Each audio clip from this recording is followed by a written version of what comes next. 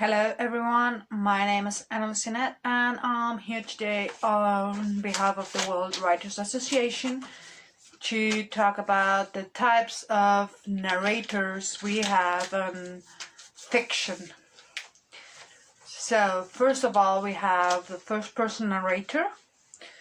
This can be the protagonist of the story, which is normally the usual case, but not always. So this will be the second type of first-person narrator. It's a character of the story, but it's not the narrator, the protagonist. Then secondly, we have the second-person narrator.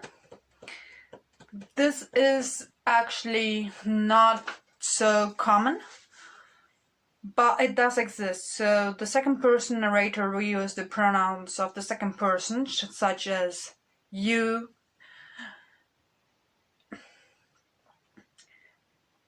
and so, but this is often not very common. It is sometimes used in metafiction or in certain instances of the story where the narrative point of view is being switched to include the reader. An example of this would be something like, there was an enormous crowd waiting for the circus to open and you were among them. So this would be a second person.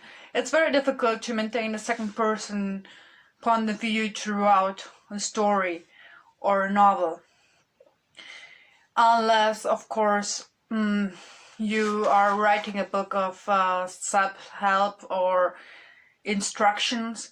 While normally instructions are neutral, but you might have noticed when you read a women's magazine, for instance, where you have headings like 10 proposals to have a good relationship, and when you go to the article it addresses the reader directly. Then we move on to another narrator who is commonly used, which is the third person narrator, and here we have three distinctions. So one of them is the omniscient narrator. He is like the god of the story, because he sees it all and he knows everything about each character, how they feel, what they think. Secondly, we have the omnipresent narrator. It's the observer. He is present, but he does not know what the characters think or what they're like. He is merely an observer. And then third but not least is the narrator, who is sometimes omniscient, which means in some cases he does know everything about the characters, and in other cases he is just a mere observer. Of course, when you write a book of fiction or a short story, you can switch the narrative points of views depending on what kind of story you write. So this is it about narrators. The second part of this class is metafiction. Maybe you have not heard of it much because it's quite difficult to apply when you're a writer. But it is used in literature, and it is used also in movies, like for instance the movie Deadpool, where the character is the narrator and also tells you what kind of movie we're watching and how the movie is being made. So what does this mean? This means that metafiction is basically a story about itself, or a novel about itself. It's often, it's more common in comedy or in parodies. It will go something like this, so. Imagine I'm writing a story, and you come across a passage which goes something like this.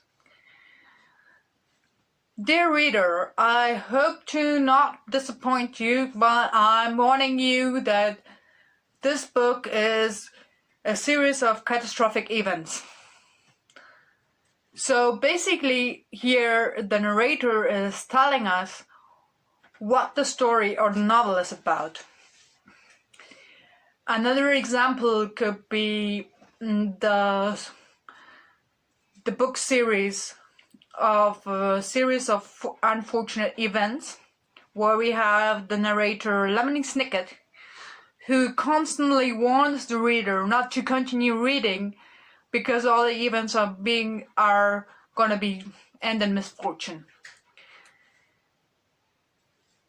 Another example of metafiction is, for example, like the one we see in the movie Inkheart, where we have the author of a story representing himself. He appears with his actual name and directly speaks to the character saying, I have created you and I can do with you whatever you want. So that's another example of metafiction.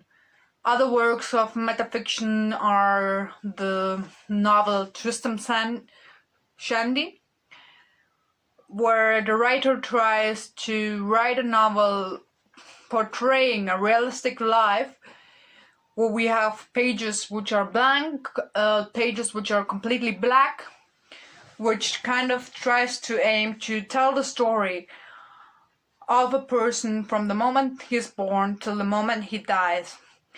And also it's telling about this kind of story which is being written. So that's another example of metafiction. And another example we may find are some of the novels written by the writer David Lodge. In his novel Changing Places, where the narrator talks to us, telling us already that the story will not have an ending.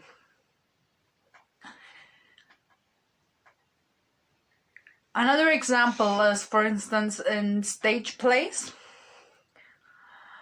where the actors during the performance tell the audience what kind of drama they're about to watch, or where a director directly addresses the audience and even invites a person from the audience onto the stage. So this is about it, about metafiction and types of narrators.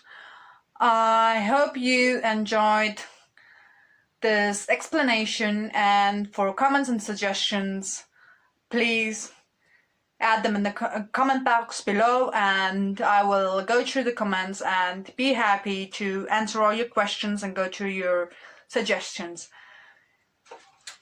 Please like, subscribe and share, and see you next time.